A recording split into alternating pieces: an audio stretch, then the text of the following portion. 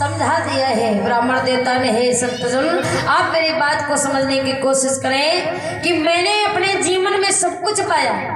अब महाराज सब कुछ पा करके भी मेरे जीवन में इतनी बड़ी कमी कि मेरे जीवन में कोई संतान मुझे प्राप्त नहीं हुई। और जब ऐसी बात कही वो संत हंसने लगे, कहने लगे महाराज अरे संतान नहीं हुई तो संतान प्राप्त करना इंसान के बस की बात कहाँ है। और संतान नहीं हुई तो ब्राह्मण देवता कहने लगे तभी तो मैं जीवन में अपने संतान न प्राप्त कर सका, तो अब मैं अपने जीवन को जीना भी नहीं चाहता हूँ। अरे मैं मरना चाहता हूँ। ऐसे जीवन को धिक्कार है जिस जीवन में अपने बालक को ना पा सका। लोग मुझे देखते हैं, नाना प्रकार की बातें करते हैं, मुझसे बर्दाश्त नहीं होता और ये मेरा जीवन अधूरा है और अधूरे जीवन को लेकर के मैं संसार में जीना नहीं चाहता हूँ। महाराज जब ऐसी बातें करने लगे, संत समझा रहे हैं हे ब्राह्मण देवता क्यों पागलों जैसी बातें करते हैं। अरे संतान पैदा करना इंसान के बस की बात कहाँ है। अरे संतान नहीं हुई तो क्या अपने जीवन को त्याग दोगे। ब्राह्मण देवता कहने लगे बिल्कुल महाराज त्याग ही देंगे। अगर आप आए ना होते तो अब लग जाने कब हम चले जाते। ब्राह्मण देवता समझा रहे हैं ब्राह्मण क्यों इतना ज्यादा परेशान हो। संतान के लिए तुम मरना चाहते हो, ये बहुत गलत बात है। और संतान प्राप्त करना हम आपकी बात की बात नहीं है, क्योंकि जब तक ईश्वर की कृपा नहीं होगी तब तक चाहे लाख प्रयास करो, अरे मर भी जाओगे ना फिर भी संतान नहीं मिलेगी। क्योंकि ये भी एक भगवान की कृपा दृष्टि है और जब तक उसी की कृपा नहीं होती तब तक हमें संतान प्राप्त नहीं होती। क्यों परेशान हो रहे। अरे मरो मती, ये संसार में जो जीवन मिला है बड़ी मुश्किलों से मिलता है। ये मानो तुम बड़ी मुश्किल से मिला है कि बड़े भाग नौतन पा और सूर्य दुर्लभ सो ग्रंथ लगा। हे ब्राह्मण देवता, ये बड़े बड़े भागों से मानवतन मिला है, जिसको पाने के लिए देवता भीतर से उनको नहीं मिला, जो तुम्हें मिला और तुम इसे त्यागने जा रहे हो। ब्राह्मण देवता कहने लगे संतजन हम करें तो क्या करें, क्योंकि अगर मेरे जीवन में पालक मुझे ना मिला तो मैं अपने जीवन को त्याग दूंगा। मैं अच्छी तरीके जानता हूँ, मैं जीऊंगा नहीं।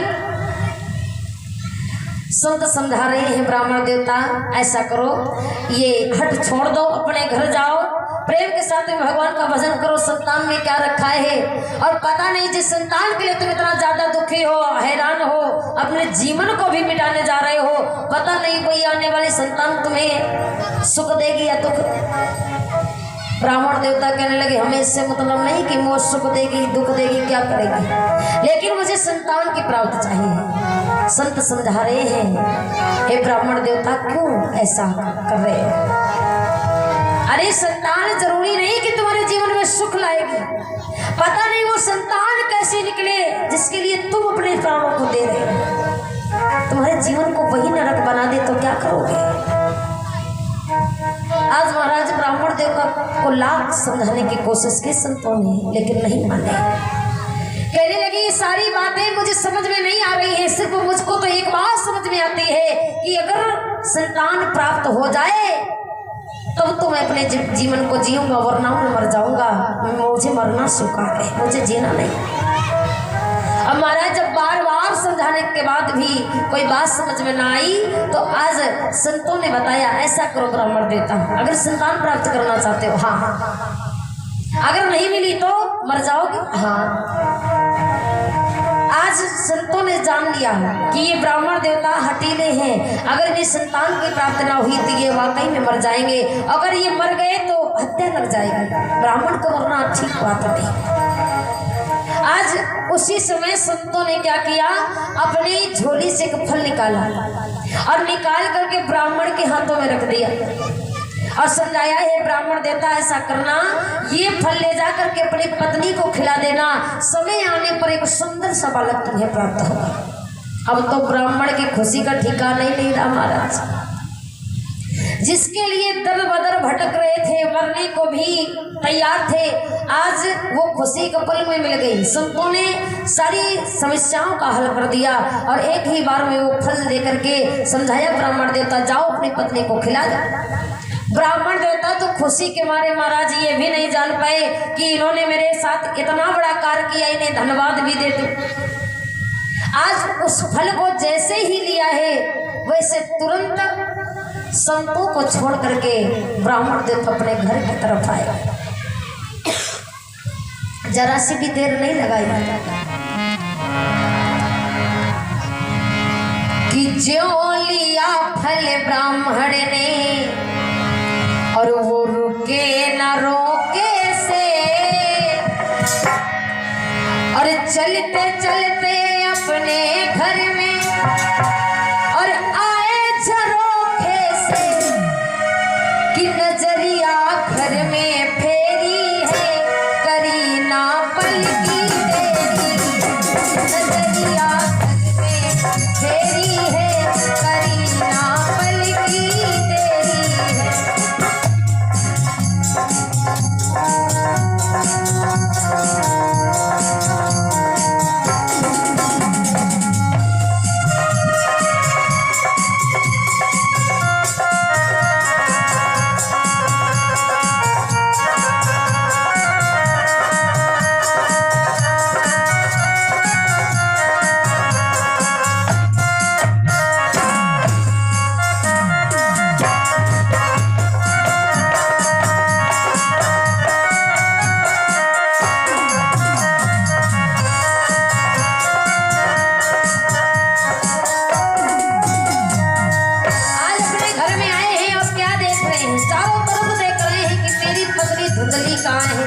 और जब नजर आई तो धुंधली के पास खड़े हैं, सोच रहे हैं उल्टा चलने वाली औरत, पता नहीं मेरी बात को पर विश्वास करेगी भी या नहीं करेगी।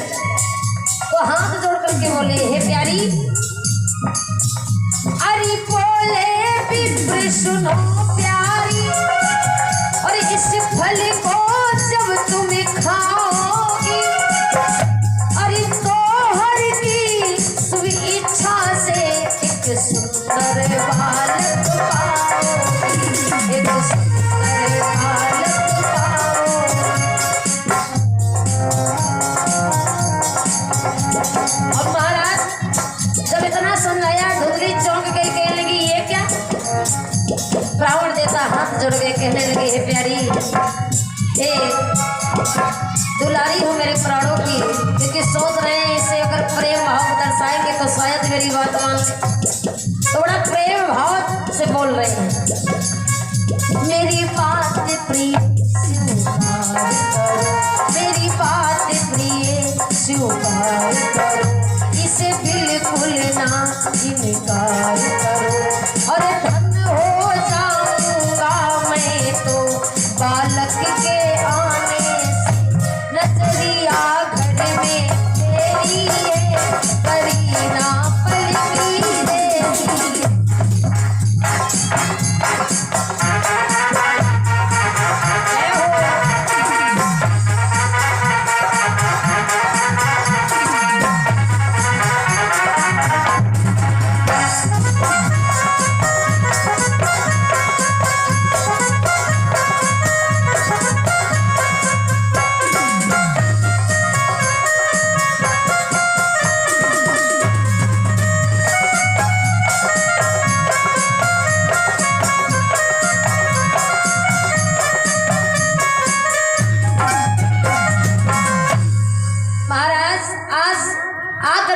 पत्नी धुंधली से हाथ जोड़कर प्रार्थना की, हे धुंधली, ऐसा कर प्यारी, इस फल को तुम खा लो। धुंधली कहने लगी, महाराज ब्राह्मण देवता, आज हमें लग रहा तुम पागल हो गए। क्यों? अरे तुम्हें समझ में आ रहा कि तुम क्या कह रहे हो? ब्राह्मण देवता कहने लगे, क्यों? गलत कुछ नहीं बोल रहा हूँ, मैं सत्य कह रहा हूँ। तुम इस फल को जब खाओगी ना तो एक सुंदर सा बालक प्राप्त होगा। धुंधली कहने लगी, महाराज फल खाने से भी कई बालक होते हैं। कई जमाने में किसी को देखा, अगर फल खाने से ही हो जाए तो सब फले न खा ले। कैसी बेकी बेकी बातें कर रहे हो ब्राह्मण देवता, तुम्हें क्या हो गया है? ब्राह्मण देवता कहने लगे धुंधली, हे प्राण प्यारी मेरी बात समझो। ये फल जो तुम सुन रही हो, देख रही हो, ये फल कोई साधारण फल नहीं है। क्यों? क्योंकि ये फल संतों का दिया हुआ है और हर किसी की बात टाली जा सकती है, मगर संत के वचन को कभी टाला नहीं जा सकता। मेरी बात को मानो, इस फल को जब तुम खा लोगी ना तो गर्व ठहर जाएगा। अब महाराज समय आने पर हमें सुंदर सा बालक प्राप्त होगा, तो इतनी कृपा करो इस फल को तुम खा लो। धुंधली कहने लगी महाराज ऐसा करो, ये फल जहाँ से ले वही वापस कराओ, मैं तो इस फल को नहीं खाऊं। अरे मैं इस फल को क्यों खाऊं? पता नहीं ये कहाँ का कैसा फल हो, हम खा ले कुछ और हो जाए तो। समझा रहे हैं ब्राह्मण देवता, हे धुंधली कभी तो मेरी बात मान लिया हो करो। मैंने जीवन में आपसे कभी कुछ नहीं मांगा, आज पहली बार मैं तुमसे कुछ मांग रहा हूँ, मेरी बात को इनकार मत करो, आप इस फल को खा लो। धुंधली कहने लगी महाराज आपको कैसे समझाएं, आपकी बात समझ में क्यों नहीं आती? मैं इस फल को नहीं खाऊंगी और ये बालक अलग मुझे नहीं चाहिए, आपको जरूरत है ना, मुझे इसकी परवाह नहीं है। ब्राह्मण देवता की आंखों में आंसू भराए, कहने लगे धुंधली तू कैसी माँ है, तो ये स्त्री होकर कैसी बातें करती है? क्या तुझे एहसास नहीं कि तेरी गोदी खाली है? एक बार सोच करके देखी तो क्या मां बनना नहीं चाहता? आज ब्राह्मण देवता को इतना हताश देखा ना महाराज, दुखी देखा, तो उस धुंधली के दिमाग में आया अगर मैंने इनकार कर दिया तो इन्हें बहुत कष्ट होगा और पता नहीं ये कष्ट में क्या कर डाले ये नहीं पता। आज महाराज इतना देख करके धुंधली ने हामी भर दी, कहने लगी कोई बात नहीं, अगर चाहते हो हम इस फल को हम खा ले तो हम खा लेंगे, मगर अभी नहीं, जब मैं काम से फुर्सत हो जाऊंगी तब मैं इस फल को खा लूंगी। अब महाराज जैसे इतनी बात कही तो ब्राह्मण देवता को तसल्ली हो गई, कहने लगी चलो इसने मेरी बात तो मानी, बड़े खुश हुए और उस फल को वहीं पर रख दिया। अब ब्राह्मण देवता निकल गए काम से। अब धुंधली जो थी महाराज काम करती जा रही है, उसी फल पर दिमाग लगा है, उसी फल को बार बार देख रही हो, ये सोच रही है देखो ब्राह्मण देवता कैसे अजीब हैं, इस फल को ले आए हो, कह रहे खा लो गर्भ ठहर जाएगा। महाराज हजार प्रकार की बातें आ रही है, क्योंकि उल्टा चलने वाली वो और क्या सोच सकती है, गलत के सिवा कभी अच्छा